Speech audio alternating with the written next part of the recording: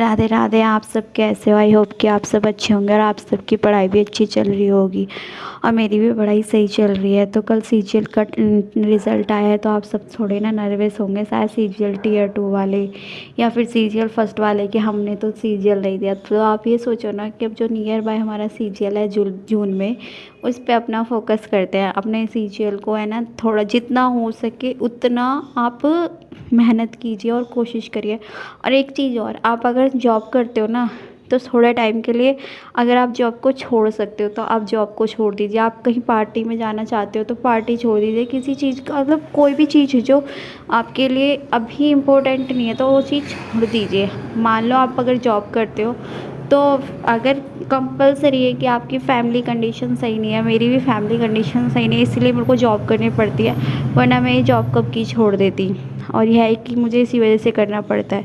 तो ऐसे ही इसीलिए आपसे मैं कह रही हूँ, अगर आपकी फ़ैमिली कंडीशन नहीं सही है तो आप तभी ही जॉब करना। वरना आप सबसे पहले प्योरिटी अपनी स्टडीज़ को दो। आप पता है स्टडीज़ को प्योरिटी दोगे तो सबसे बेस्ट आपके लिए ही है।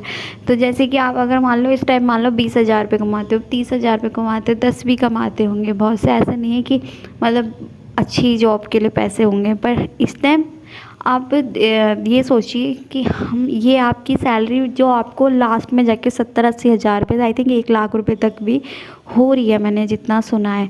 तो आप सैलरी बढ़ रही है तो आप ये सोचो ना कि एक साथ में 1 लाख रुपये, तो 5 महीने में आप सोचो कि 5 महीने आप अगर जॉब नहीं करोगे या कहीं घूमोगे फिरोगे नहीं तो आपकी जॉब लग सकती है, आपको 1 लाख रुपये मंथली सैलरी मिल सकती है। अब आपकी चॉइस है कि आप क्या करना चाहोगे। पर हाँ, ये नहीं कह रही जो भी चीज़ें हैं ना, आप जितनी भी ऐसे आपके फालतू के मतलब पार्टी में जाना है, फ्रेंड से मिलना है, मैसेजेस करने, कॉल्स करनी है, सब कुछ त्याग दो, बस ओनली स्टडीज़ पे ध्यान दो। तो है ना आपके मार्क्स भी बढ़ेंगे और आपकी इम्प्रूवमेंट भी होगी। मैं भी यही कर रही हूँ कि मैंने अपनी फ्रेंड्स को सब चीज़ों को त्याग दिया है, बस खाली स्टडीज़ करी। जॉब मेरी मजबूरी है जैसे मैंने आपको बताया है। तो चलो आज का टारगेट बताती हूँ। आज का टारगेट मैंने कैसे किया और सारी चीज़ों को मैंने कैसे कैसे स्टडीज़ करी है, और कल का टारगेट क्या है वो भी मैंने आपको डाल दूँगी अभी। आप सबका एक डाउट रहता था कि आप कितने टाइम तक पढ़ते हो, कैसे पढ़ते हो, तो आज का मैंने टाइम मैंने ना बता दिया, स्टार्टिंग में लगा रखा है कितने बजे से इतने बजे, तो जैसा आप समझ जाओगे आगे वीडियो में।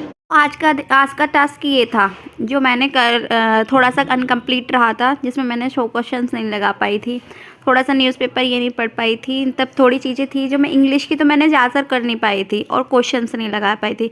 पर ये है कि अगर मैंने मान लो अगर 100 क्वेश्चन आज नहीं लगाए हैं ना तो कल जाके वो 50 क्वेश्चन मिल जाएंगे।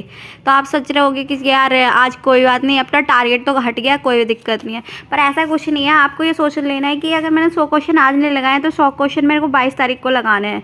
तो ये नहीं है कि आप छोड़ दोगे कि कोई बात नहीं, इससे आपका ही नुकसान है। तो आपकी चॉइस है कि आप क्या करना चाहोगे, कि 100 क्वेश्चन को जोड़ना चाहोगे या लगाना चाहोगे। तो आज मैंने 50 क्वेश्चन ही जोड़ा है, क्योंकि मैंने सोच लिया था कि अगर जब 100 क्वेश्चन नहीं हो पाए तो 50 क्वेश्चन ही लगाने चाहिए। तो मेरे 150 क्वेश्चन हो चुके हैं, तो जो मैं 22 तारीख में आज मैं लगाऊंगी। तो आज का टारगेट ये था जो मैंने बनाया है, जो 22 दिसंबर का है, और जो कल का टारगेट ये था जो मैंने पूरा किया है। तो चलो मैं बताती हूँ कि ये मैंने 21 दिसंबर का टारगेट पूरा कैसे कैसे किया था। तो आज सबसे पहले मैंने मैथ स्टार्ट करी थी। आपको पता है कि मैं आदित्य सर की मैथ लेती हूँ, बट मैंने बैच परचेज कर रखा है ना, तो इस वजह से मुझे सर की ही क्लास लेनी पड़ी थी। मैं पहले सर कोई और थे, वीके सर पढ़ाते थे, अब ये सर है दूसरे जो न्यू आए हैं, जो इन्होंने पढ़ाना स्टार्ट किया है। पर ये भी अच्छा पढ़ा रहे हैं, कोई वो नहीं है। तो सर ने नंबर सिस्टम पढ़ाई थी, तो नंबर सिस्टम की मैंने क्लास ली थी। तो आज सर ने ना पॉलिटी की क्लास ली थी, तो फिर मैंने पॉलिटी की क्लास ली थी। तो और उसके बाद में ना मैंने क्वेश्चंस लगाए थे किरण की बुक से भी, और इन्होंने तो 2-4 क्वेश्चन बताए थे और थ्योरी पढ़ाई थी, पर मैंने क्वेश्चंस ना किरण की बुक से लगाए थे। सबसे पहले मैंने आज पॉलिटी पढ़ी थी और ज्योग्राफी पढ़ी थी बुक से, फिर वोकैबुलरी और स्ट्रैटेजी के भी जो भी सारे सर ने कराया था ना उसका रिवीजन किया था। फिर एक मॉक दिया था, करना तो मुझे मैथ के क्वेश्चंस थे पर बैठ गई थी मैं मॉक करने। मैंने सोचा पहले एक मॉक लगा लेते हैं। एक ये होता है ना कि इच्छा होती है कि हाँ हमारे मार्क्स कितने आएंगे, बढ़ेंगे नहीं बढ़ेंगे, तो वही हो जाता है। मैंने फिर मॉक दिया था, मॉक देखा तो उसमें मार्क्स नहीं आए थे अच्छे, जैसे 61 के करीबन मार्क्स आए थे। तो है ना थोड़ा सा, तो 61 मतलब अच्छे नहीं हैं, बट हाँ मुझे ये है कि अभी चैप्टर्स मेरे कंप्लीट नहीं है, तो इस वजह से जितने भी मार्क्स आ रहे हैं उतना ही वो है कि वोकैबुलरीज भी मेरी पूरी नहीं है।